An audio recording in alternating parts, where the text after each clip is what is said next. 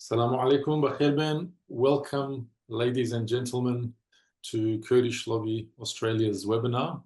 We will formally start the webinar now, and this webinar will also be recorded on Zoom and distributed later via Facebook and YouTube, Twitter,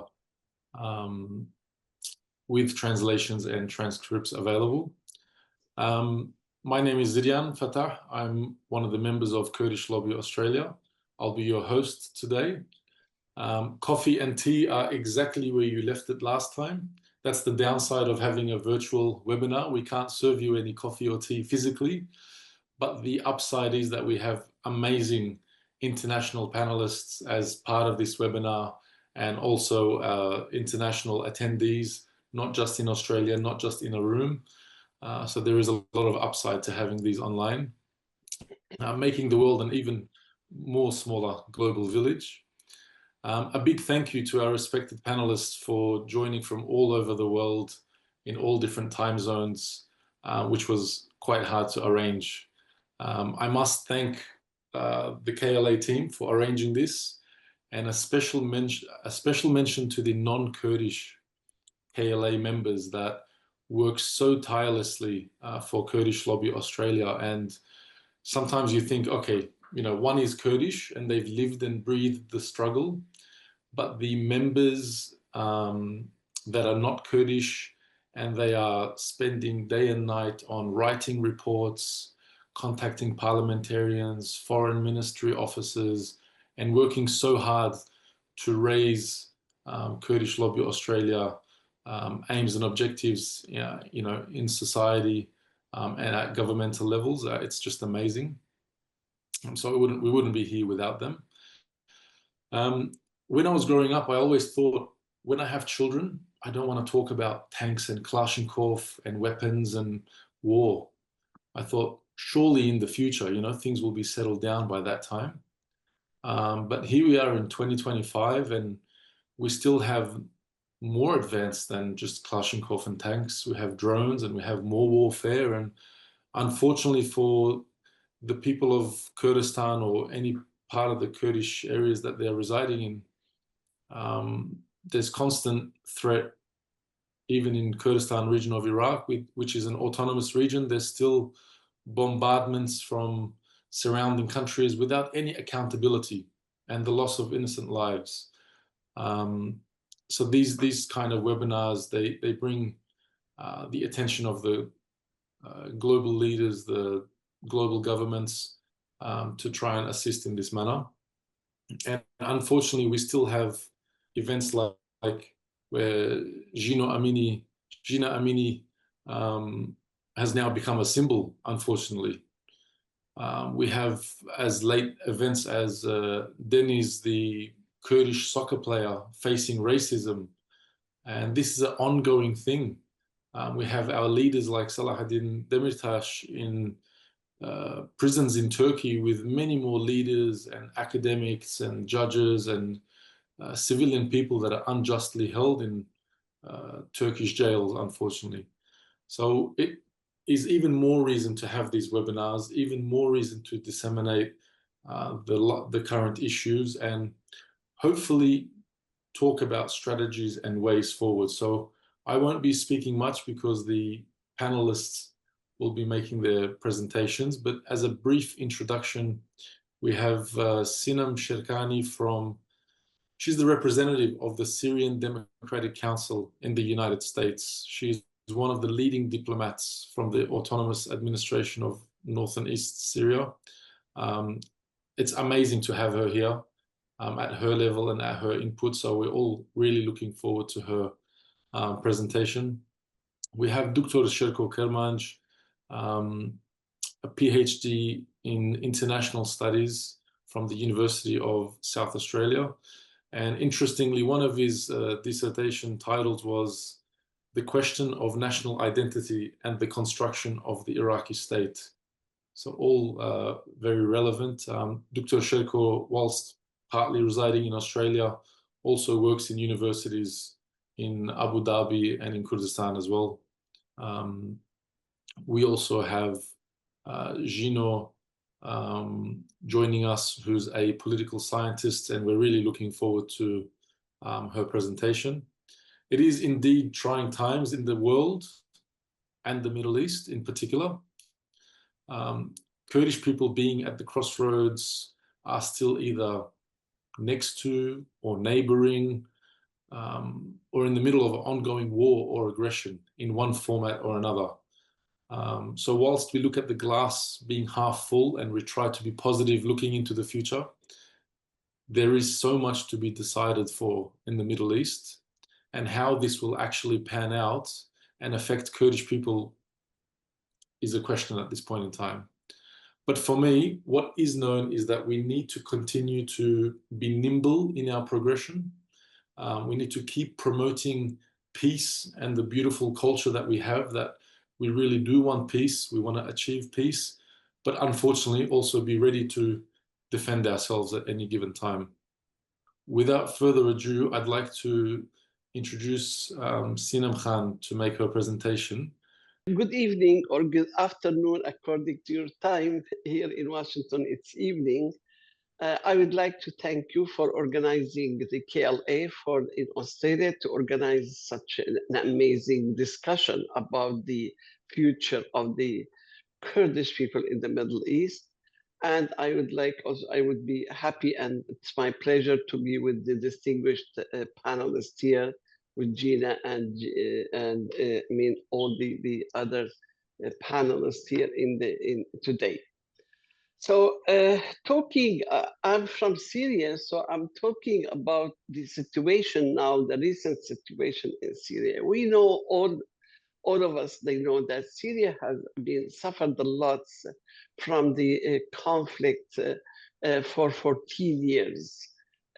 Fighting each other's 14 years. The regime of Assad, the Ba'ath parties, and the tyranny of the Assad has been committed a lot of crimes against the Syrian people, especially against the Kurdish people also.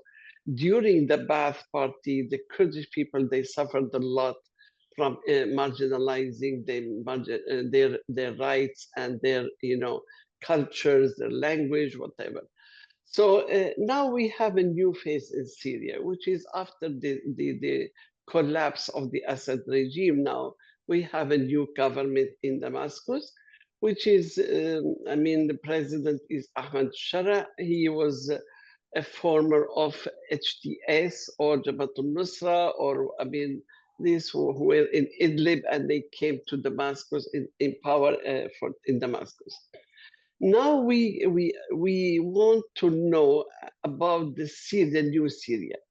All the Syrian people, they have their aspiration about how the new Syria will look like. Is it going to be like before? Because Syrian people, they suffered a lot from the centralized system in Syria for decades, which marginalized not only Kurdish people, but most of the geographical also places in Syria.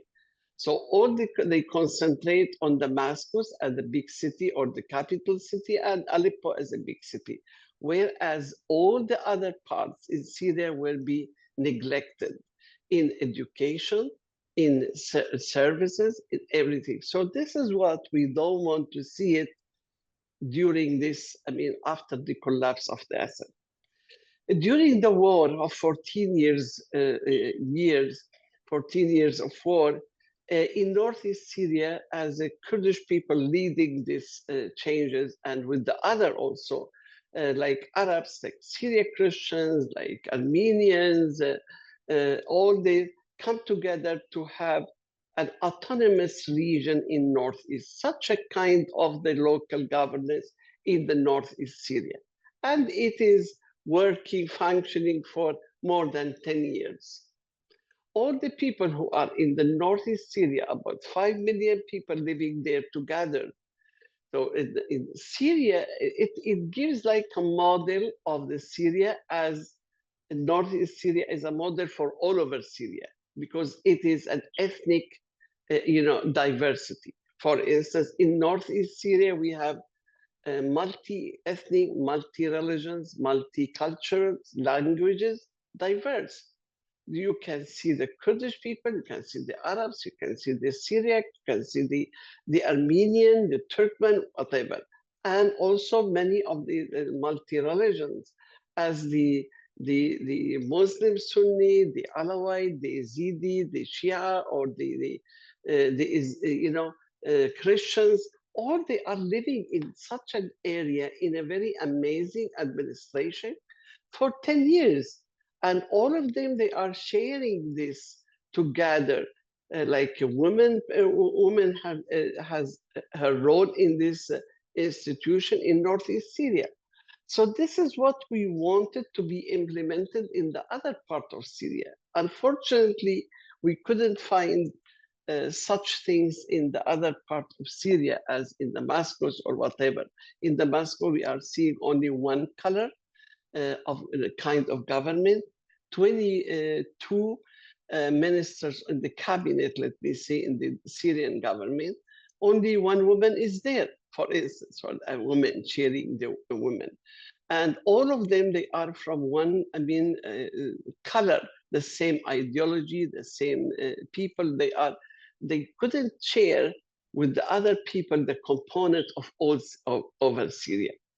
So I'm going to talk about how can we implement federalism or autonomous administration or decentralized system, whatever we call it, in Syria now. Is it possible to do it or not? As we see in the government there, they want to have again centralized system. That is what we are against it. We don't want to have it because this will not lead to any stability. For instance, during the 10 years, or 14 years of war, what happened to the social fabric in Syria? It has been destructive. Very important to rebuild the social fabric in Syria. It is very important, but it is also the most difficult things how to rebuild it again. After it has been destructive, after the people they being killed each other, maybe Muslim they killed the Alawite they killed the Sunni, the Druze, and so on. After the government coming to the authority, there are a lot of violation happening for the Alawite, for the Druze, for the Christians, and for the Kurds also. So how can we rebuild Syria in such an environment? So it is very difficult to rebuild the social fabric again in a centralized system. For that, we wanted to have like decentralized system, federalism, autonomous region, whatever you can call it, local government, whatever. So this is what we are, trying to reach to many Syrians in order to reach to an agreement, or so that the people will be happy to accept it. So for that, I'm talking about now such a system. How can we implement in Syria? When you have a well-functioning local government, federalism is a great policy approach. When you have a distinct local cultures, language groups, and religions, federalism is a great policy approach. This is what we see it. As I mentioned, Syria is a very highly diverse country with many different culture, ethnicities, religions, and also it is all separated into, in all over Syria, we have like 14 provinces. So these provinces, it has already the potential for local administration. In Northeast Syria, as I mentioned, we already have 100% intact and well-functioning government. We have it in our autonomous region. So this is the model that we always talk about, how to be implemented, and it inspired also all the other part in Syria. So why is federalism is the correct approach for Syria? Why? As I said, federalism is the kind of policy approach that you want when many government functions can be handled at the local government, local level. But you want to have, again, a unified national government that takes care. I mean, each government has its own functions or responsibility. So the national government will take care of some larger issues, for instance, like managing the currency or diplomacy or the borders and the central bank and the national security. This is the issue of the national government. So federalism is a good approach to protect all this. I mean, in Syria, I'm talking about also the Kurd, to protect the Kurdish identity in Syria. Because we want, I mean, when I'm talking about the Kurds, that means also the other people will be involved, like in northeast Syria, to protect the identity of the Kurds, to protect the identity of the Syrian, the Arabs also. I mean, they are majority, of course, they are already protected, but to protect the identity of the Kurds as the Kurds, they suffered a lot from that. They don't have, some of them, they don't have their, passport. Some of them, they are, they lost their lands. There is a lot of, systematic things happen to the Kurdish people during the Ba'ath Party. So in order to, and even their language was prohibited, So in order to protect the Kurdish identity, federalism is the best way for that. As this will, because the federalism will provide administrative, financial, practical means for allowing preservation of the Kurdish culture, schools, administratives, like offices, business in their area, and or even their political rights. All these examples that if important for the local government functions, these are the type of protection that will enable the Kurdish identity to thrive in Syria. And to allow also, the cultural community or the cultural unity and collaboration with our Kurdish communities, even in the other neighboring countries. So it is important for that. Why not? So federalism, if we talk about it, it exists in degrees. So it is not all or nothing. Some people, we need federalism, or we don't want anything. No, we can find federalism in degrees,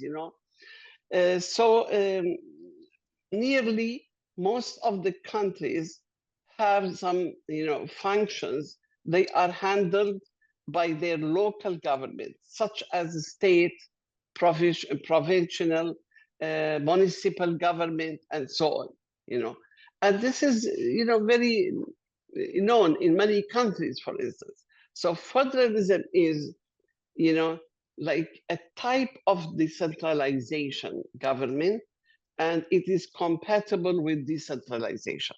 So that is important to know about how the decentralization, it is maybe like federalism is a kind of decentralization to provide services for the local government. And the local government, they know what they need. In the past, during the Assad regime, that time, they used to appoint even a small guy in the police, for instance, in the Kurdish city in Afrin, I know because I'm from there.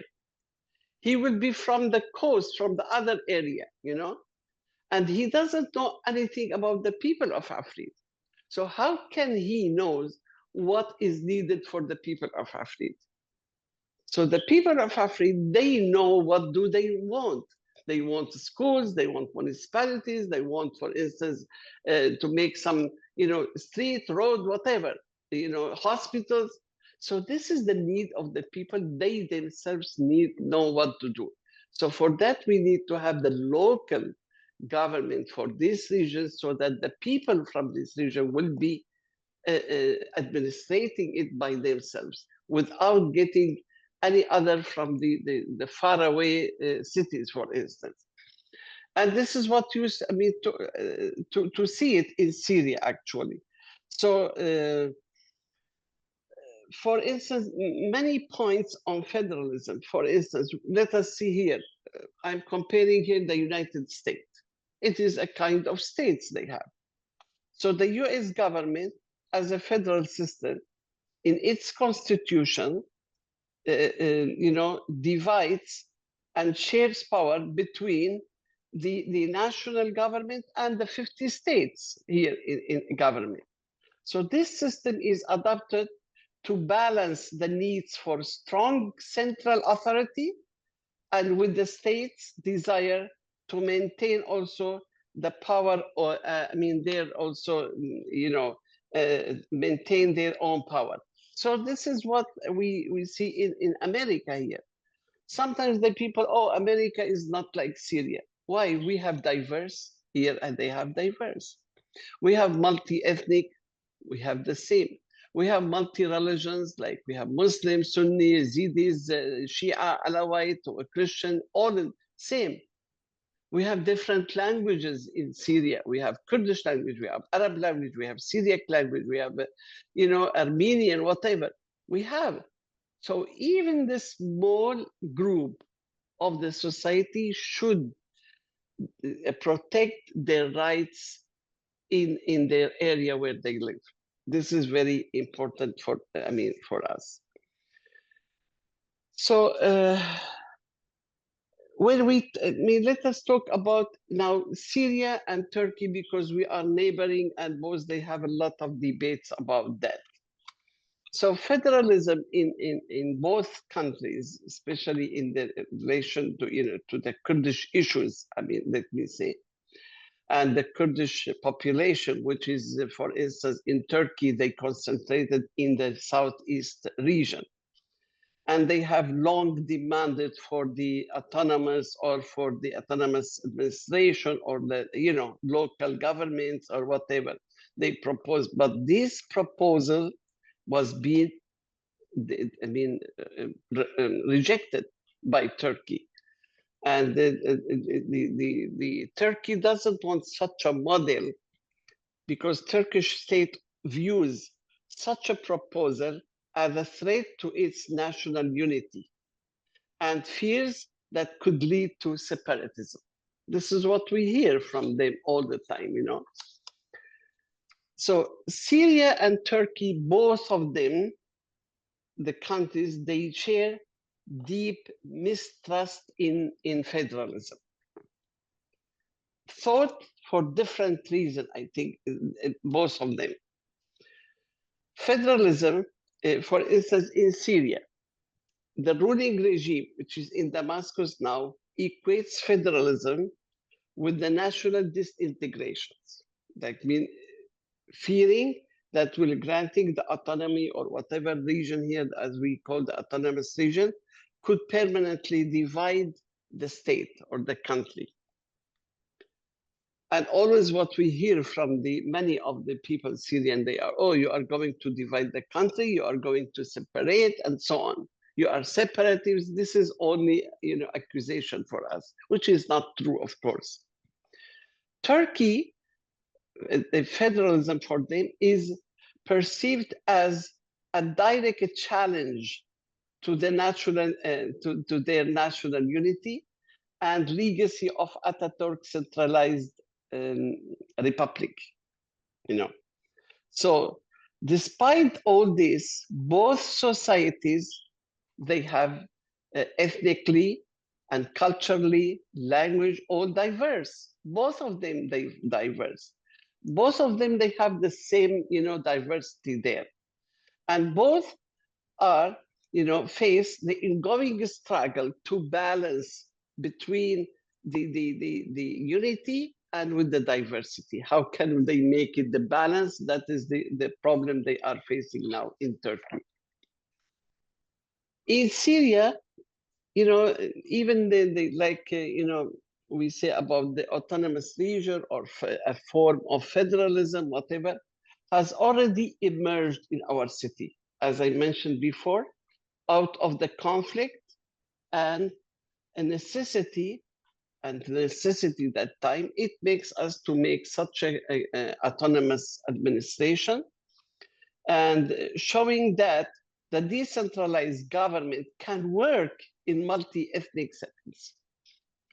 In Turkey, however, strong state nationalism and security concern continue to block any serious discussion about regional autonomy. Always they're afraid of that. Because of this, they are opposing also having the autonomous region in Syria, because they're afraid that it will be contagious to Turkey also. So federalism offers potential advantages for both countries, for Syria and Turkey, especially in managing their ethnic diversity and promoting inclusion and reducing their conflict.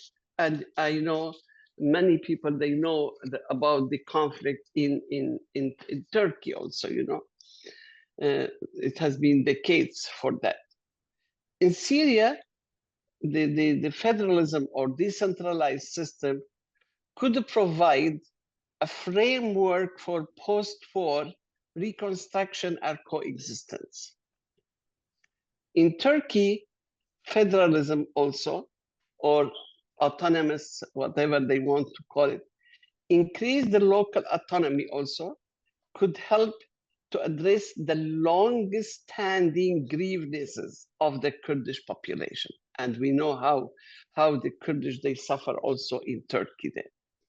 However, both countries now, currently, they prioritize the centralized system.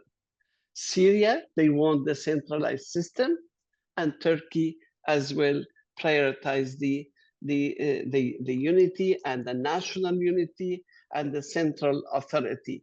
So over any local empowerment there.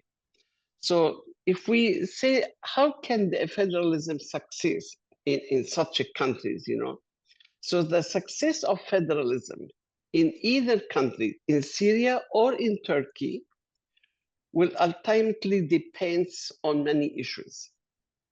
Political will should be there, constitutional reform, and readiness for the society to accept the sharing governance together as a foundation for peace and stability. And this is what we need. We need to create peace. We need to create stability in Syria. That's our goal. How can we make peace and stability in making this an autonomous administration? It is the only way to keep peace in Syria after the destructive of the social fabrics, like said, in Syria, after the violation that happened in all over Syria for Alawites, for Druze, and for Christians, and everybody now, they are not happy and they are afraid that something will happen to them. So how can we keep this community together? How can we keep the unity of Syria together? By the federal system or decentralized system, autonomous region in all over the country, so that we will be making the society ready for that. How can the society, because we are hearing now in the social media a hatred speech against, for instance, the Kurd, oh, you are going to separate the country. That is not true. We have to get a good speech to make the society ready to accept the sharing the power together and having such governance, like local government in Syria. And I will stop here. If there is any question, I will be happy to answer. Thank you so much. That was amazing. We already have some questions that have come through, but what I will do is leave the questions for question and answer time at the end once all three panelists provide their presentation. Next, we have Dr. Sherko Kirmanj. Dr. Sherko Farmu will give you the floor. Thank you very much. Thank you, Kak Zirian. I really would like also to thank Gina for the hard work that she did behind to organize this forum and this webinar. And I would like to thank the first presenter, Sinam Khan, and all the Kurdish lobby group in Australia. I will be talking basically today on the base as a presenting the case for the Kurdish state, but that does not mean that I'm ruling out federalism totally. So my presentation is basically that what the Kurds basically needs in terms of institutions. Would that be a nation state, a full-fledging nation, or a state-like institutions? So my presentation is basically based on four major questions. The question number one that I propose is that is nation state, or but by the way, the nation state that I'm talking about is not the same nation state that we're talking about in that we have in Turkey or in Iran. But I'm going to come back to these two states more mainly. But the nation state that I'm talking about is an inclusive nation state.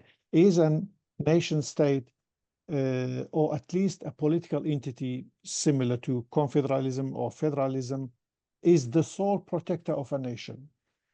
Can nations endure without a political entity? So can nations survive without a political entity, whether that be federalism, confederalism, or a state?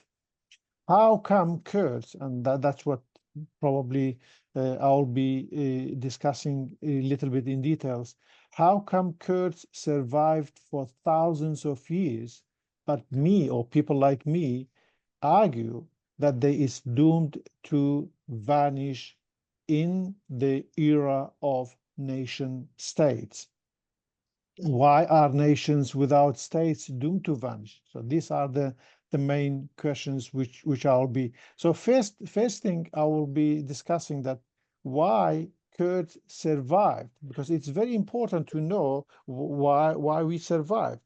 And if we know why we survived and compare the context with what we have now, then we will understand why we're not going to survive.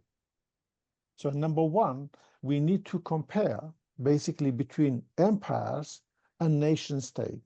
So for thousands of years, or at least for the last, let's say 500 years, we had Ottoman Empire, we had Safavid Empire, we had Khazars, that they ruled Kurdistan directly or indirectly somehow.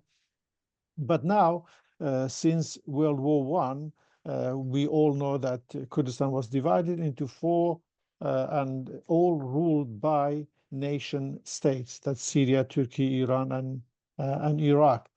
So the only comparison between these two contexts, between these two systems, between these two orders, then we will understand how we survived and why we're not going to survive. Number one comparison between empires and nation state is that empires are based on pluralism. However, nation states are based on unitarism and standardization. And by pluralism here, I mean heterogeneity, I mean by multipolarity. So for example, in empires, we had Kurdish principalities that they survived for hundreds of years.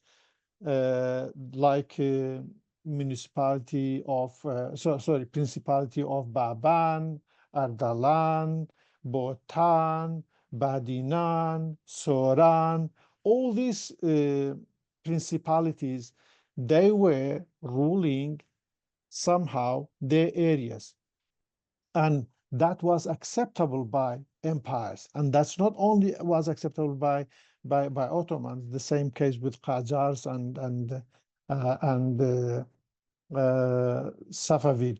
And it was a case probably in every empire around the world. So the pluralism that was accepted in empires led to flourishing of the Kurdish language, Kurdish culture, Kurdish heritage, Kurdish everything. The other comparison, I will be very quick because this is, I have a paper and everybody who's interested can read that paper probably later on in details. But the other main difference between nation states and empires is that nation states has a core nation. However, empires did not have core nation. So Ottomans, many nations, many ethnic groups, many religious groups, they were somehow survived. Now, probably you may tell me that then how come genocide was committed during Ottomans, especially against the Kurds and also particularly against Armenians. To be honest, the period that the commitment of the genocide happened when Ottomans tried to mimic nation states in Europe by decentralization, by basically removing all Kurdish principalities and including all the power shades that the Ottomans enjoyed previously. So the genocide happened in 1905, and all the way to 1915. So that period was after what we called in Ottoman concept as Tanzimat. And Tanzimat was basically turning Ottoman Empire into a nation state where the Turk became the core nation. And that's what I mean by core nation. So core nation, which is one of the pillars of nation state, but during Ottoman Empire in the last decade or even in the last century, because Tanzimat started in 1836, Ottomans started to become more aggressive, more core nation based. The other differences between a nation state and empires is that nation states are assimilative. It means that they try to assimilate every single ethnic or national groups into the core group. So in case of Turkey is the Turkish, in case of Iran is Fars or Persian, in case Iraq is Arab, and in case in Syria it's Arabs also. But however, empires were not assimilative. So they were not trying to assimilate Kurds the same way that nation states are doing it. The other, perhaps more importantly, is the mass education. So we did not have mass education during empires, which means that the system of education, the system of state rules system of education did not hegemonize around ethnic and national groups within empire. However, you know that since the establishment of the 4 nation states in the region, immediately mass education started, which means that the ideas of the state, the views of the state, the understandings and ideology of the state infiltrated every single house in the region which is under their control. So that mass education was not basically to teach people math and readings, but to turn Kurds into Turks, to turn Kurds into Iranians, to turn Kurds into Iraqis, and to turn Kurds into Syrians. So mass education was politicized, was ideologized, and was used in every single way, in every single aspect to basically work as a tool for assimilation.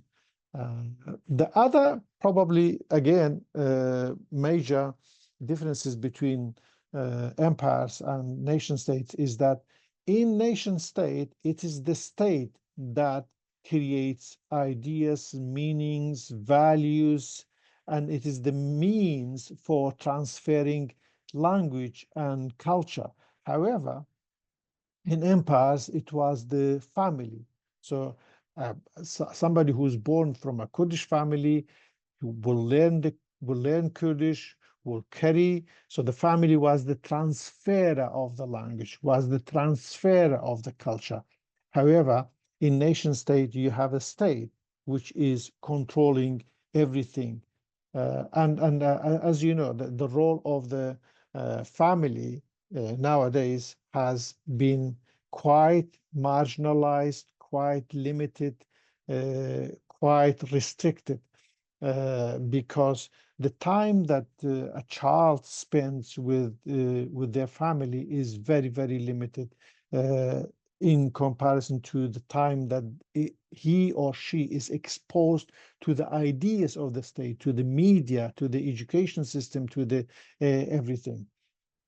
So basically, if I may just conclude this part, is that during nation states, Kurdistan became a flat region. And I'm here borrowing from an American journalist who wrote a book called The World is Flat. And when he says that the world is flat, it doesn't mean that there's no hills, that there's no mountains, but it basically means that there's no restrictions about how much state can infiltrate every single family. And that is where the power of the current system comes into in how in terms of the power of assimilating, in terms of power of even changing your world views, how you see the world, how you understand even yourself. So that's the first part of my presentation. I'm not going to go into much theoretical perspective things, but I go to how can nations survive? I mean, how can a group or an ethnic group or a national group survive?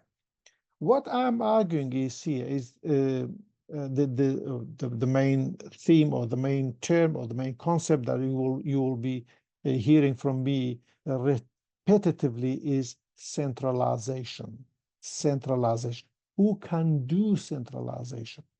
What kind of centralizations states are doing? What kind of centralizations nations need to survive? So, for any nation to survive, it has to centralize these things, which I'm going to count them. Number one, and I'm trying to explain them also. Number one is language. And that is perhaps the most important thing. Language, centralization of language. And what do I mean by centralization of language? I basically mean that the language of education, that's the reading, language of education from early childcare, early education, all the way to university. And it is very, very important to highlight to the universities, because we know that in Turkey, for example, now they somehow allow some kind of education in Kurdish language, but that is not going to make Kurds to survive, or even the Kurdish language to survive, because data shows at the moment, data shows that only 20% of young Kurdish in Turkey speak Kurdish. So from the age of 18 to 25, only 20% can speak. That doesn't mean that they use Kurdish. They don't, mostly they don't use it, but can speak a little bit of Kurdish. So who has turned them to who killed this language is the state. So what do you need to survive the language is another state, okay? Or what I call it state-like institution. And by state-like institutions, I basically mean to simplify it. It's a kind of federalism which is similar to Quebec. Any other kind of federalism is not going to work for the Kurds. So the Quebecan system, which is quite language and national based, that is the kind of federalism that the Kurds need to think of. Now, by the way, when I'm talking about, I'm going to come and discuss a little bit about this later on, but when I'm talking about state-like institutions, for me personally, I think it's a stage, it's a temporary stage. It's a kind of protecting Kurds from not being totally marginalized or totally demolished. Otherwise, I honestly don't think that even federalism can make states can make Kurds to survive. But I'm going to come back to this one, and I'm going to respond to Sinam Khan's argument about federalism as a solution that she presented. So the language of education. The second thing is very important, that the language to become the language of knowledge, language of philosophy, language of literature, language of science, which means that because many, I mean, I know many Kurds in Iran, or especially and also in Turkey, even if they learn language today from at home, they're not going to learn or pick up philosophical terms, scientific terms, very sophisticated language of literature. They're going to learn only the language that they hear from their parents, which is basic daily use of language. But for the survival of the language, that is not enough.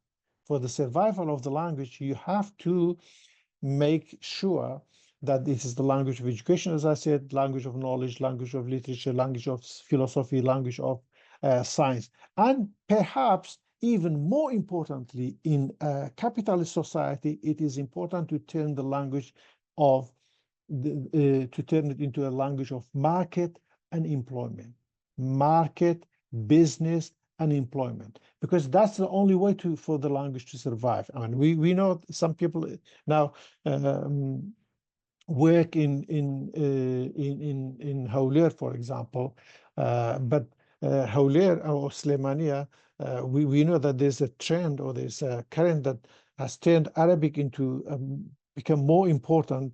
Why? Because many Arabs live in Slemania and Hawler, and many people employing Arabic-speaking workers and Arabic-speaking, let's say, people to cater for the market.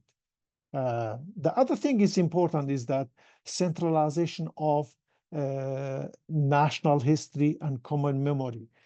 It's only state that can do that, to turn national history. So what kind of history is taught at school? I mean, we know that if you read history textbooks in Turkey or in Iran, you would never even know that there are Kurds living in this country, because the history is taught from the Turkish perspective or from the Persian perspective.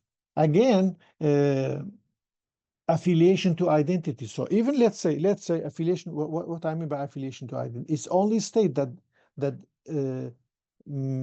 recognize or organizes who you are affiliated to. So if Kurds, even if they have a federal state in Turkey or in Iran, but when they go abroad, they will be identified as Iranians, or they will be identified as Turks or Turkish, and the same thing in Iraq. So without the state, you cannot have your own identity or Kurdish identity, because your passport, your citizenship will still be the identity of the state, not the identity of the federal region. The same thing goes to centralization of economy. For example, in Turkey, it's very important to for the Kurds, not important, but because the national economy of Turkey is not driven by the Kurdish interest. That's why when they built a dam, they basically sunk Hasankeyf. Hasankeyf is a historical, it's a what's called archaeological site in Bakur, but it was sunk into water. Why? Because the national interest is based on economy when it comes to how they look at Kurdistan, not at the heritage and the history and the archaeology of the Kurds. But this is not going to happen with if that site was a Turkish site. So, for example, Turkey made a big deal about I think one of the tombs of Ottoman sultans, which was around the border, the current border of Syria and Turkey. Roads, railways, how it is designed. If you don't have a state, then all the roads will be designed to serve the core nation. For example, Kirmanj, Sinam, Ahmad, Wan, they will never become hubs, but they will become servants or roads that links them to Ankara, or links them to Istanbul, or links them to Tehran. So only your own state can turn the roads and railway systems to serve your nation. Now, if you go to Iran, every in the evening normally, because I lived in Iran for a few years, thousands of buses go from every single city around Iran heading to Tehran. Why? Because that's how it is designed. The country is designed to serve the national coordination, the national capital. The only way for the Kurds to serve their own, they have to have their own capital. They have to have their own way of designing railways. So if we design railways in Iran, for example, now it will connect Mahabad directly to Tehran. It will connect Sinai directly to Tehran. It will connect Kirmanj directly to Tehran also. But if you have our own system, our own state, then the system will connect. If we turn, let's say, Sinai into a capital, then it will connect Kirmanj to Sinai, Mahabad to Sinai, Bokan to Sinai, and that's what makes this nation to survive. But because if we are connected to other parts of the world, eventually through migration, through assimilation, we will vanish. Now, cultural centralization. How, without the state, you cannot turn your culture into a center, because, for example, in Turkey, Nowruz will never become the national day for all Turkey. It will always, even if it's recognized, it will stay as a local, as something on the margins. It stays in the margins, but the Which is what we're seeing establishment. now. Pardon? Which is, yeah, what we're seeing now. Yeah. Dr. Sherko, I think our time is getting close to an end. Okay. If we can wrap it up and Okay, okay. So I'll be just probably responding. So let me just say what other things that I have is I talked a little bit about migration, which is linked to the way we design railways and the design highways. But migration normally happens in any country from rural areas or from the smaller cities to major cities. And in Kurdistan, if we don't have our own state, Sana'a or Ahmed or Kermashan or Hawler, they will never become hubs. It will always, they serve the major capital. I talked a little bit about international recognition. If you don't have a state, you will never be recognized. I mean, the Kurdish national team or the Kurdistani national team will never participate in any events. You will always participate within another country, within another state, which is linked to another national group. Now, just responding to Sinam Khan's idea of federalism. Now, let's just say why Syria and Iraq somehow accepting a kind of federalism, or in Syria there's a debate. They're not accepting. There's a debate maybe that they may accept federalism, or in Iraq it was accepted. Why such a thing is not happening in Turkey? Why such a thing is not happening in Iran? Because I really think that the power relation between Kurds and the central government is the relation is based on power. So if the state is weak, it will accept some kind of forms that accepts Kurdish rights. But if they are strong, then they will not accept that. This is exactly what's happening in Iraq. So when the Iraqi state collapsed in 2003 until maybe until 2013 or 2015, they somehow accepted some kind of federalism. But since Iraqi state regained its power, it's trying to basically marginalize Kurdistan region. It's imposing a lot of rules through the state institutions, especially the Supreme Court is using the state institutions to sideline, to depower this power, the Kurdistan region. So in Syria is a fragile state, it's a failed state at the moment. That's why it discusses somehow the term of federalism, although they don't believe in it.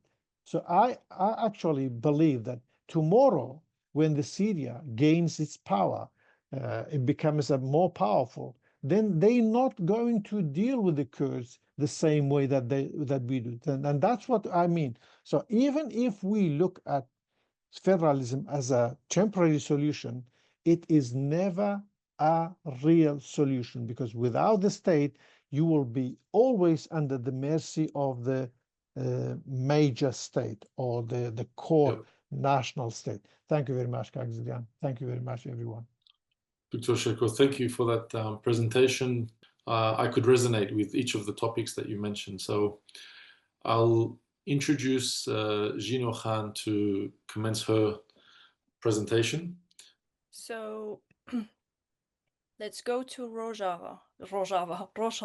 Sorry, my mind is in Rojava right now, obviously, for good reasons. But to take it to Rojava, we'll start with the agenda first and foremost. I'm gonna basically go through some headlines, a little introduction, the historical background. And the reason I am doing this is because, as Dr. Kirmanj said, very right so, nobody really knows Kurds exist in Rojava. Like, not nobody, but many doesn't know what's going on, what's the historical background, and that we in fact have resisted for decades. So I think that is really important. And then we're gonna zoom in the current situation of the Kurdish people in Rojava and some possible path to self-determination, because I agree only when asked the Kurdish people, we can actually move forward to a place where the people has actually decided and not been decided for by Tehran in the capital of Iran, which has been like this in previous regimes and the current regime. And then we're going to summarize a little bit. So this is Rojhelat, and the Kurdish question obviously is also in Iran when discussing democracy, toppling the regime, discussing the Islamic Republic. There is this Kurdish question, and so to those who are not Kurds, I just want to quickly say this. Obviously, the Kurds know this, but the Kurdish people are one of the largest ethnic groups in the world without their own state. I mean, there's a discussion about that, whether we are 30, 40, 50 million living mainly across Turkey, Syria, Iraq, and Iran. Also, there are also very evidence and reports and literature about that we are way more than this 40, 50, 60 million. Rojhelat, for those who doesn't know, like Rojava means sunset, Rojhelat means, well, it means East Kurdistan, that's what it refers to, but it means sunrise. And it's home to 10 to 16 million Kurds who share same language and same identity, same culture, but are faced, obviously, both political, cultural, social, and economic oppression, and have been through this oppression, layers of oppression, for centuries. So it's not just the 46 years of Islamic Republic in Iran's lifetime. It's previously and even before that. And the reason I have chosen self-determination is because that is a will, a right of the peoples. It says that according to the United Nations Charter, that, and it's even the first charter, the second paragraph, I'm not going to read that all up, but the right to self-determination means that people have the right to freely determine their own political status and pursue their economic, social, and cultural development. So in simpler terms, it's about the right of a people to decide their own future, whether that means independence, federalism, autonomy, or full participation with an existing state, in this case, Iran. Till today, why is this relevant? Self-determination. When we talk about self-determination, we refer to core principles of United Nations, that people can decide their own. And I think in a based rule in international order that is based on rule of law, I think that the people should have the right to defend themselves, both politically and socially, but also decide their own future equally to everybody.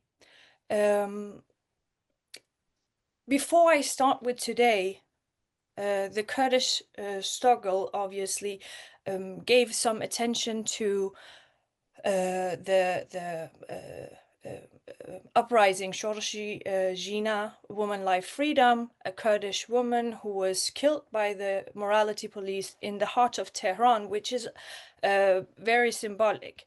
But it didn't start in 2022, and it won't end, it hasn't end there. As it has also been said, the Kurdish struggle goes back to the aftermath of World War I, when the Kurds were divided among the four countries. And if we fast forward through history, we can see that the Kurds in Rojhelat have continued to fight their rights under both current and former Pahlavi regime. And throughout the history, the Kurdish woman has also played a huge and decisive and transformative role, not only as participant in protest and resistance movement, but also as leaders, thinkers, poets, symbols, culture, songs. Songs has been so important in our resistance. So the slogan Jinjian Azadi, Woman, Life, Freedom, which began in the Kurdish movement in Bakur, reflects also the Kurdish culture, that liberation is seen as inseparable from the Kurdish struggle for self-determination, the right to choose oneself. So today, the Kurdish question remains deeply tied to the broader issue, the right to define ourselves, and to democracy, in gender equality and freedom, not only in Rojhelat, I mean Kurdistan, but also in Iran, making it not just a Kurdish struggle, but a human one, and that has no border, actually. And if we go to the Promised Land, there were mentioned these treaties, and I think to understand this is really important. To understand the Kurdish struggle for self-determination in Rojhelat, we need to go back to the beginning of the 20th century. After the fall of the Ottoman Empire and the end of World War I, and the victorious powers redrew the map of the Middle East. So we were promised a land, a chance for independence. But just a few years later, those promises obviously were divided, and Kurdistan never became anything, just as one of the politicians who said it in Turkey, Kurdistan lives in our heart. It doesn't exist on the map. And then regarding Rojhelat, pursuing, well, with Pahlavi dynasty, pursued a strong policy of assimilation, banning the Kurdish language in schools, even in public. In some periods where it was oppressed, it was denied. Even today, you will be called from the village, or dehati, if anybody have heard that before. Political movements, and just trying to impose anything that could signal that you are Kurdish was repressed by the Pahlavi dynasty. And despite this repression, the Kurds in Rojhelat continued their resistance. One of the most significant moments came in 46 with establishment of Republic of Mahabad, which was a really short term and lasted only like 11, I think 8, 10, 11 months before being crushed by the Iranian army. But that became a symbol of Kurdish resistance and hope for self-determination, the right to choose. Obviously, after the Islamic Republic in 79, many, of course, pre-Islamic Republic, supported the idea of change, hoping for autonomy, equality, and the new republic. But when Islamic Republic was shaped, the new conflicts broke out, and the Kurdish region once again faced military operation, arrest, execution. I don't know if you have seen those pictures where people were taken out of hospitals and being shot. There is actually a picture from, I think, Pave, or an airport in Kirmanj, I think, where the guy is on the hospital board and he is being executed. And that was when Khomeini issued a fatwa against the Kurds, like a jihad, accusing of us being enemy of Islam and the Islamic revolution, which led to heavy military attacks and in Rojhelat, and many Kurds were killed, unfortunately. So from that time of Pahlavi, regime to Islamic Republic, the message from Tehran has been the same: no recognition of Kurdish identity being Kurdish or Kurdish autonomy. Yet almost a century of broken promises, the people of Rojhelat, and especially Kurdish women, have kept their struggle alive through activism, teaching, language, and is a core part of the resistance.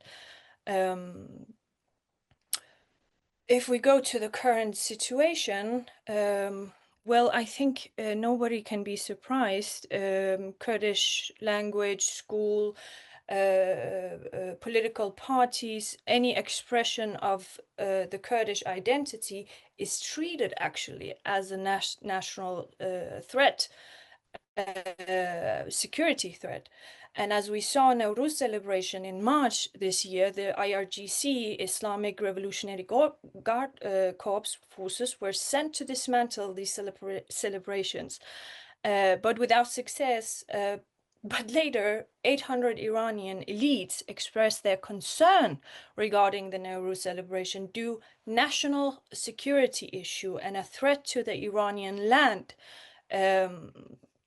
But activists and culture figure Kurdish have constantly survived and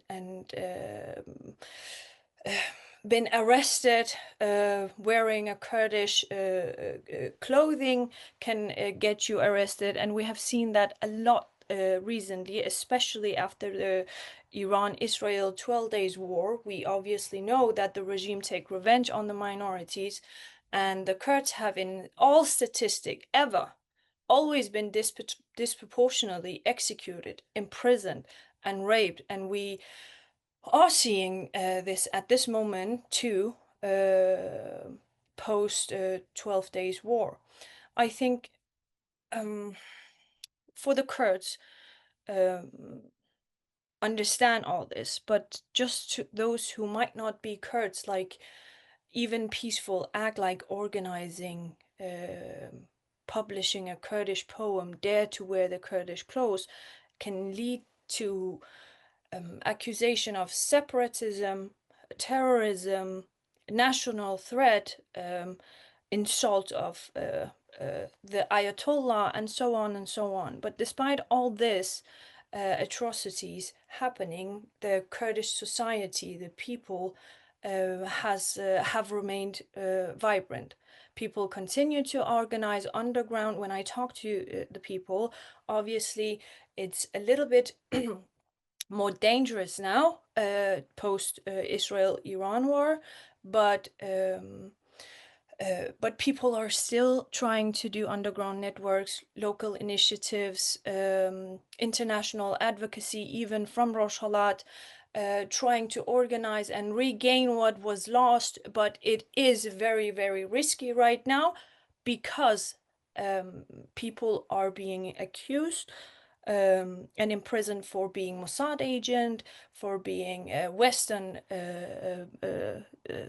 spy, and so on and so on. And this is the life of the Rojhelatis. Besides all the layers of oppression there are, the economic part, the social war, this part is the political war and the activism. There are so many. So if we talk about the political parties, their role. Well, we don't, for example, Bakur has political parties. Well, not all of them are allowed to do what they really want to, but they have a voice. Rojava has, obviously, and Bashur has also, but Rojhelat is a little bit different. Even though Kurdish political parties continue their activities, some through political advocacy, others through resistance based in the mountains, even though they are not inside of Rojhelat, there is always a common understanding that we stand together as Kurds, and the party's capability to have strong ties inside of Rojhelat plays a huge role, actually. especially during uprisings, as we saw Zinjian Azadi. I think both organizations and the political parties had a huge role. So what is really interesting here, that Rojhalati parties have met recently 6 times, and which the public has not been exposed of its result yet, but I know that this is something that is deeply that the people concerned in Rojhalat, and they are really hopeful of good results, but we haven't heard anything of this. Something that always have been the case, though, in Rojhalat is when there is an opening, like a protest or a strike or anything, the Kurdish parties have an extraordinary relationship with the Kurdish people. Meanwhile, the Iranian parties or Pahlavi or whatever, they don't have the same ties with their own people. So we have seen it as an example during Zinjian Azadi, the political parties, regardless of who they were, called for strike, called for a protest, and people were actually listening. And they went out, and most of the uprising obviously started in Rojhalat during Zinjian Azadi, but that was also where it was heaviest hit by the regime. So if we go to the possible path to self-determination and the strategic path, yes. So the truth is, how do I say this? Self-determination for the Kurds in Rojhalat will not come by waiting. It must be prepared, organized, and defended. And something that the Kurds also know, like I'm talking about the people, is there is no way that we can ever get some rights. We don't even seek it within the current regime, because that is not even up for discussion. So the fall of this is I don't know why it says post-Islamic Republic. It should be, yes, post-Islamic Republic. The fall of the Islamic Republic will open a new political space, but what happens next depends on what we, and the reason I said we is because I am in it too as a civilian, especially someone who is in Europe, built on now. So what we built on now is essential for day 0, which means post-Islamic Republic. There are these 4 scenarios: a democratic and decentralized Iran, but within the Iranian borders. And the second one is building autonomy from the below, and which basically the Kurds are already doing. I mean, Kurds are active, have organization, have inside support from the people themselves, and so on and so on. And then we have the international path, which is the most important path, and regardless of what, this international path should remain and be repeated, is the most important path, because if we use the international law, the right strategy to make the awareness, then we can secure a seat at the table. But this must be worked on tirelessly. And the reason I say that, it's because I don't feel it is like that right now. And both the parties and the activists have to invest in this process. And they must invest on those who actually have the position to and the time to advocate. The 4 is obvious. It needs international path too, and support, which is referendum and self-determination after the regime falls. But the question is, so how do we do that? And I find it very simple, but it's practically very, very difficult. The first is obviously political organization and parties and unity among the Kurdish movement. So the organization parties and the parties, there's a little bit different here. They need to coordinate around one shape principle, the Kurdish people's right to decide their own future. This means, for example, forming their own Rojhalat National Congress or National Rojhalati Congress or a similar body can represent Kurdish interests in future in national and international negotiation, which can give us a legitimate and unified political voice for the Kurds inside of Rojhalat and outside of Iran.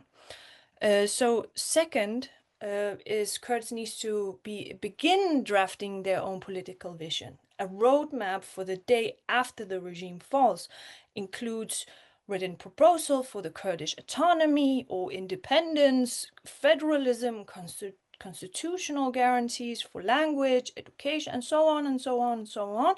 But most importantly, self-determination, so that the people of Rojhalat can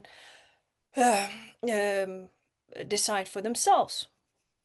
And then the third is built on power from the below. That is the one that we should be obviously investing more and more on. Thank you, Jino Khan, for your presentation also. We have had quite a number of questions, so we'll try to get through as many of those as possible. Really, the topics are very deep. There may be some different angles, but even on the different angles or the similar angles, there is a lot to dive deep in and discuss. So I will try to firstly prioritize the guests and the attendees that have asked some questions before coming back to some of our own internal panelist questions that I've seen come up during the webinar. So from Mr. Adam Ahmed, we have, thank you everyone. I'm going to read word for word what they write just so I don't miss anything. Thank you everyone. I have 2 questions for Dr. Kirmanj, and the others can answer if they want to. 1, do you envision a Kurdish state or 4 Kurdish states?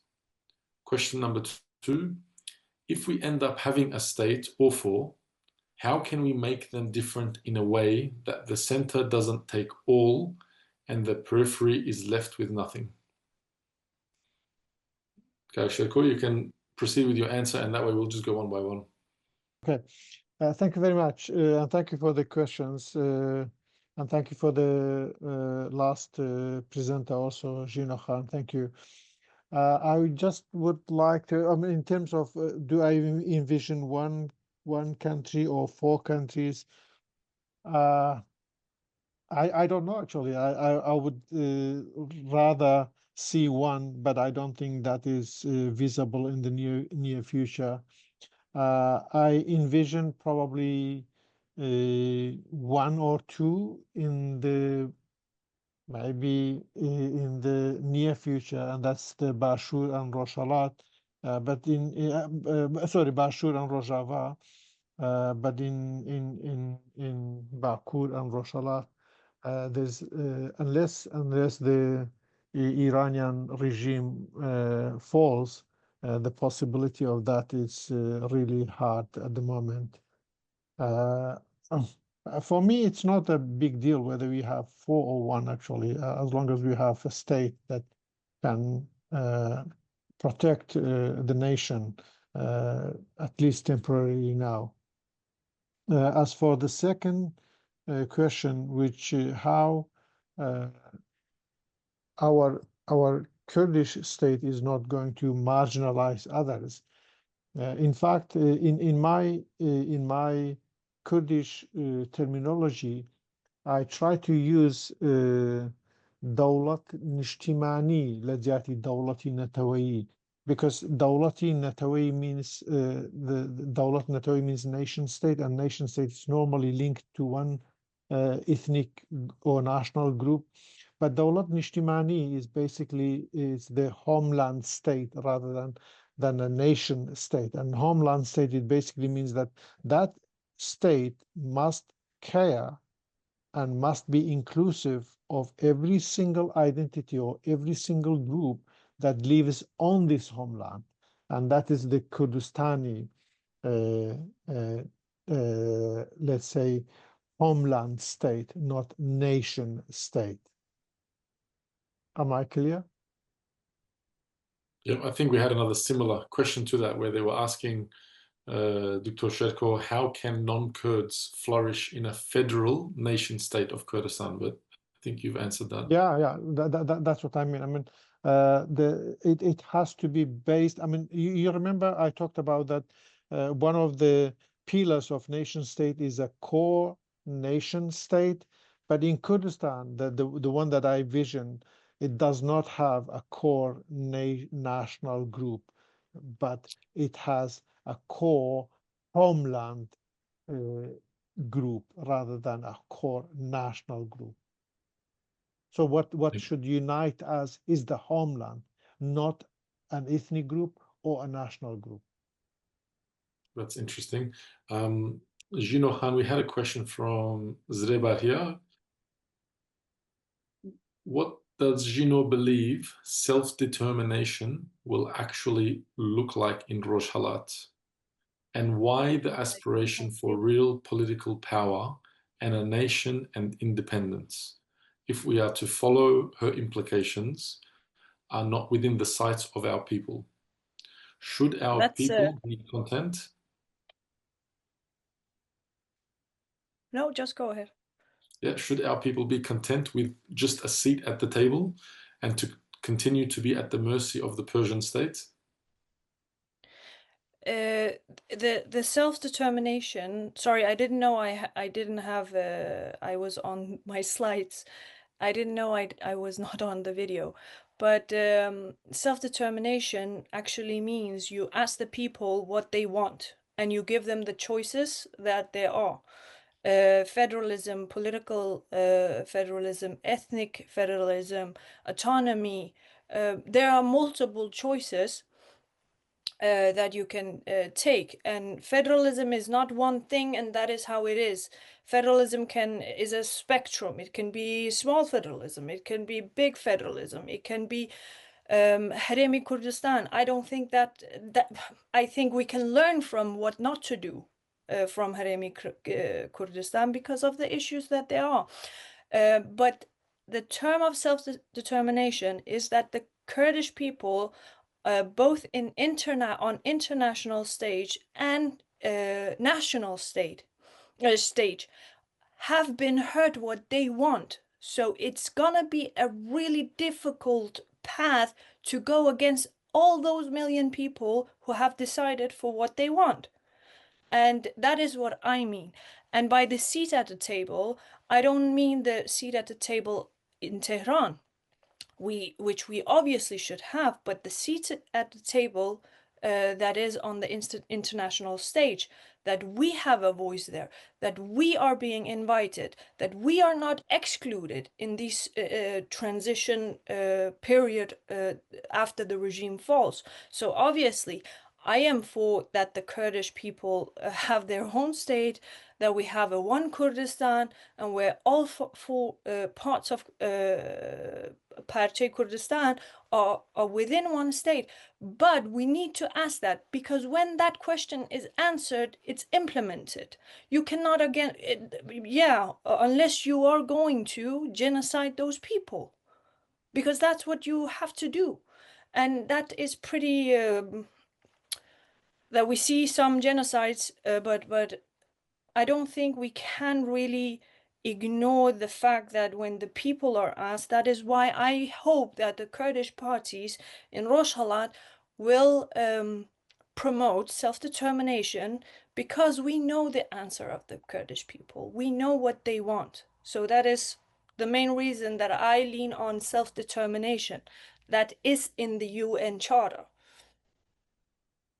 Thank you, Jino for that. I'll come back to some other questions because they are flowing through one by one, but like I said, we'll probably be here for another 10 or 15 minutes at the most, based on the timing that we've allocated today. Sinam Khan, we have a question from Gina, actually. What can Syria and Turkey learn from federal Iraq, that is, Iraq not enacting federal constitution and denying regions to achieve what the Kurdistan region has achieved? Yes, now there is a little bit difference between the Kurdistan region in Iraq and the in KRG region in Kurdistan and in Syria, for instance. As we mentioned, we have in Syria the autonomous administration or a kind of federalism, whatever is it, which is not depending in the national issues, you know, because Syria has, for instance, northeast Syria. It's multi-ethnic, religion, let me say. So in Kurdistan, it's one ethnicity, which is the Kurdish majority. In Syria, it's different here. But we can learn a lot because they have a lot of experiences. For instance, in the constitution, when they have the constitution in Iraq, now they are facing a lot of difficulties in many issues. In economic issue, for instance, you know, we all witness what happened for the oil when exporting the oil and all these things. So after that, they have to solve it with Baghdad. Now, this is the issue we can learn also from the Kurdistan region about the economic issues in Syria in the constitution. Because what we need to see in the new constitution, now they have already made the constitutional declaration in Syria, which doesn't represent all the Syrian people. We don't see ourselves and the Kurds in this constitution. For that, we ask it to have, again, the constitution to go back to it, to have to study it. There is some committees, they will read it again, and they will have some, reform on it. This is what we need. So we need to see, first of all, in the constitution of Syria, the rights of the Kurdish people being in this constitution. As a people in Syria, their language, their political rights, and their culture, whatever. The other one is, in the constitution also, this comes in the agreement between us and the government, now in central government. So far, we didn't reach to any agreement regarding all these things. We are in the beginning. Now we are in the negotiation together. In the negotiation, you know, so many things are happening. So far, we didn't have any agreement regarding the constitution. Still, we are in the beginning, as I mentioned. So one of the things that we have to learn from Iraq and the Kurdistan region in Iraq is about the economic also one. The other one is about maybe the other part of the Kurdish region, for instance, in Afrin. What would happen to Afrin? What's the fate of Afrin now? You know, we don't know. Till now, Afrin is, under negotiation. It is a negotiation point. We have to negotiate about it. What's the result of Afrin now? What's how can the people go back? So far, we have thousands of people of Afrin. They are still displaced. So far, we have many military groups in Afrin who are affiliated by Turkey, committing a lot of violation there. So many people from Afrin, they are not able to go back to Afrin so far because their safety is not guaranteed. This is another issue. How can we guarantee that Afrin also as a Kurdish city, it's a purely Kurdish city. It's about 98% of Afrin population were Kurds. And now it is different. Demography changing is happening, since 2018 and so far. So this is what we have to learn from how can we guarantee the right of the Kurdish people in the constitution, political right, cultural right, language, all these have to be in the constitution. We should not make anything without writing it and signing on it in the constitution. This is very important. And I think this is what we are doing now in Rojava or in Syria, in our negotiation with the government there. So to guarantee our rights and to guarantee the people rights in Kurdish and other also components who are living with us. That is very important for us because we are living in Northeast Syria, not only Kurds, and all the people who are living with us, like Christians, like Syriac, Arabs, all they believe in such a project, a project of autonomous administration. They believe in that. So we have to guarantee also all the people who are living in the region there together. That is also, but even there is like the right of the people in this area, the right of the Kurdish people. This is one of the issues. And even I mentioned about the economy, as we have also, you know, oil in the, how can the oil sharing oil? Maybe about the borders, you know, how can the borders be controlled? Maybe the central government, they want to control the border with Turkey, with Iraq, and all these things. How can we be control all these issues? I think we have to learn from it, and this is what we are in contact now with the Bashur, even to learn from their experience in that issue. Thank you.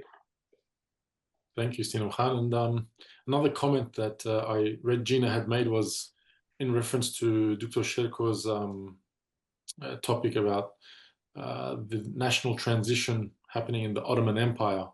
And she raised that, interestingly, that actually was the importation of European land laws, in particular private property. And now Jino has a PhD in land ownership, and she's an expert in that area. And the whole topic of you know, states, nation states, in any of these cases, always goes back to land ownership. So thanks for that, Jino. We did receive another lengthy question. Oh wow, there's so many. From Kava Piran we had, while and maybe a question or comment, so I'll just read it. While self-determination, right, and federalism are misinterpreted as separatism, sustainable development framework is to foster strong partnerships, effective institutional collaboration, and long-lasting solutions. In this context, can adopting sustainable development framework help Kurds to develop a prosperous, equitable, and inclusive democratic society for all Kurdistani people? Could this also position Kurds as a key partner with the global and regional powers in securing peaceful, prosperous, and a stable Middle East? And the background written is, sustainability was originally defined as the triple bottom line of social, economical, and environmental pillars. Governance is now recognized as the fourth pillar for sustainable development framework to also foster strong partnerships, inclusive and social justice. Just because there is so many, I'm not sure if we're going to have time. Maybe I'll read this last two before we come to a close. Another question from Von Arman is, number one, for Dr. Sherko. You mentioned that even federalism may not be enough for the survival of the Kurdish nation. In your opinion, what specific political or institutional mechanisms could ensure long-term sustainability and protection of Kurdish identity beyond federal structures? And two, if statehood or state-like institutions are essential for Kurdish survival, do you believe the current Kurdish political leadership across different parts of Kurdistan is moving in the right direction to achieve this goal? And sorry, Sherko, we have to keep these answers very short, just because of the time. For the first question, I think I did answer. That's the statehood. I mean, basically, but I did define that the statehood that I'm, let's say, suggesting it's not the nation state, but it's rather a homeland state, or دولة نشتماني نك دولة نتوي. So that's the first question. The second question, I think in Bashur, probably with having too many centers and having the two idarat, what do they call it? 2 zones, and the government is basically to a large extent corrupt.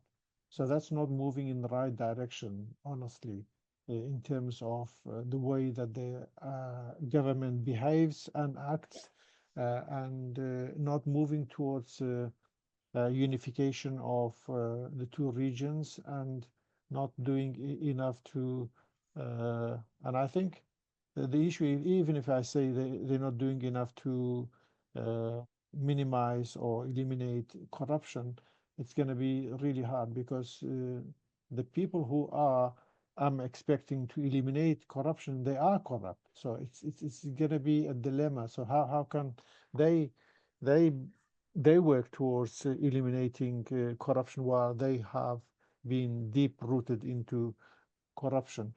In Rojava, probably having one centralized or unified power, that is a good indication. And the way that they, in terms of let's say, educating the forces that they have on depending on themselves for defending the region and for defending the institutions that they have. It's all going in the right direction. My main issue with Rojava is the discourse that they want, or the not having a clear vision about what kind of system that they would like to have it. I mean, this is the first time that I hear from somebody from Rojava who talks about federalism. Sinam Khan, this is the first time I hear. All what we hear is the kind, they say the kind of decentralization. So this is not clear. I mean, that's one thing. So we need to be clear about what we need to do, because, I mean, probably I send you the article that I wrote at the time. I said Rojava had 3 options, either going independent or going federalism or going to basically submit to the will of the central government in Damascus. So the clarity is my main issue, and the not clear about the discourse is the main issue. It's not about the nitty-gritty of how they behave. Yeah, thank you. Thanks, Dr. Sherko. We have a comment from Kagnader Beriban, who's actually a KLA member and the treasurer of KLA. He's written, Jino Khan, the execution photo you referred to in your presentation was about that horrible crime that took place in Sna airport. There were 11 people who were executed. 2 of my stepbrothers, Ahsan and Shadiar, were amongst them. The injured one was Ahsan Nahid. He was 22 at the time. Shadiar was 20. So it just goes to show how related we all are, how small the world is, and how close to our hearts this whole topic is. We've got some... If I just can say something, Kagnader spas boeka just in Kurdish kewutit. That is 100% true. There are some images that sometimes I mix. Some of them are from Kirmanj, some of them from Sna. Obviously, a Sakzi girl here always have the back of Sna. So I'm really sorry for your loss, but thank you for writing that down. So I will not mix these images, but horrible images. Even talking about that, just to say something about that, my dad used to race us. I know it's horrible to say it, but raise us with these images. Not by showing us picture, but actually telling them. And when I grow up and saw the images, I was like, I know this. I have heard this hundreds of times. My dad told me about it. Their friends when they were on the mountains or on the rooftop resisting the Islamic regime. I feel also I was there even though I wasn't. I know it's weird, but oh yeah, that's right. You know, that relatedness is it's generational thing. So I think I just want to thank you, Kak Nader. Thank you, Jino, for that. Some other comments as well, which were referring to the KRG, where independent judiciary has yet to be raised. This is an important point and also would benefit the progress of the KRG. And I'll make this the last question. Quick question for Sinam Khan. To what, and this is from people, of course, to what extent is Rojava administration under the hegemony of PKK and its ideology? We are now in Syria. And we always said Syria has different issues from Turkey, whatever in Turkey. PKK is in Turkey, and now they are in a peace process with the Turkish government. And that's good. That will be a positive, actually, influence on the Syrian issue also for the Kurds in Syria. Because always you see that Turkish accusing the Kurds in Syria being PKK and being terrorists, and they are going to attack Turkey, which is not true. All these excuses, from Turkey. So now Turkey being in a peace process and in contact with solving the issue, and we hope that will go forward for that. The issue of PKK and the Kurdish issue in Turkey, that will be having a very great influence on the issue in Syria for the Kurds also in Syria.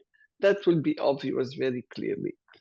But in Syria, the people there, not only the Kurds, when I'm talking about northeast Syria, it's not the Kurds. We believe that Arabs, they have the same project. I mean, they have the same vision of this project. They believe in that project. The Kurds, the same. The Druze, Druze, they are not PKK. They believe in the decentralization or federalism, whatever. The Alawite, who've been persecuted by this regime now in Syria, they also believe in such a project that a decentralized system is the only solution for Syria. So I think this is the only way to solve all the issues in Syria, and we are away from whatever the PKK is doing in Turkey, but in Syria, the people, they have, the philosophy of the Mr. Öcalan maybe, but still they have their own project according to Syrian issue situation. So each place will be moving according to the situation, the circumstances of Syria. What's going on in Syria now? It's different what's going on in Turkey. It's a little bit different. So we have to work according what we have now, the reality in Syria on the ground. What do we have now? And this is what we are working as for the benefit of all the Kurdish people, and even for the benefit of the interest of the Syrian people who believe in this project of decentralization. Decentralization may be federalism, a kind of, as I mentioned, federalism is like degrees, not only one kind of federalism. Either federalism at all or nothing. No, it is not like that. So maybe there is some degrees in federalism, maybe one of this autonomous administration. This is one of them. So I think most of the Syrian people now believe, after what happened, in Syria, they believe that the decentralization, autonomous administration, federalism is the only solution to keep Syria peace and keep stability in all Syria for all Syrian people. Thank you, Sinam Khan. Again, I will make this the closing question and comment from Jasmine. Thanks for such a great webinar. I hope to see more of these. It's been really informative and educational. General question, what can we do to raise more awareness to the Kurdish issue? I note we don't have a strong lobby. Can this be improved? Can we perhaps have a separate webinar on this topic? Absolutely, Jasmine. I'd love to have a separate topic on what we can do for further collaboration and lobbying and raising awareness. Firstly, thank you for attending and making that comment. From Kurdish Lobby Australia's point of view, it's been over 10 years and this is our website. You can go to kurdishlobbyaustralia.com. Our website contains most of our work, and that includes our advocacy, our statements, our reports, our webinars, some of our previous charity initiatives that we have had, obviously a background on Kurdish culture, geography, and the range of things. But the most important thing is that webinars like today do bring people together. And I must say this is a very intelligent floor that we have today, and a very esteemed and respected floor that will only strengthen collaboration and progress. And I'm sure from this webinar, there will be reports, there will be further emails, there will be further communication. How we get this grassroots comments and strategies from an academic point of view, from a on-the-ground point of view, up to where it really counts is really, really important. For example, we're in Australia, and I would say we're very blessed to be in Australia, one of the blessed countries of the world, and we can't even have a parliamentary friendship group to represent our Kurdish issues because the system does not recognize non-state actors. So basically, we are the voiceless. We want to have a voice, but the system is stopping us from having a voice, and that's a progressive Australian political flaw. Just imagine some of these other Middle Eastern dictatorships and authoritarian regimes. So it is an uphill battle, and I look forward to better progress for everyone. I wish everyone a healthy and well time for the rest of the future, and success for all people, not just Kurdish people, but all people to have human rights, to live proudly, with respect, with dignity, and not be under the force and pressure that the Kurdish people have been oppressed under. Thank you, everyone. I'll now close the webinar.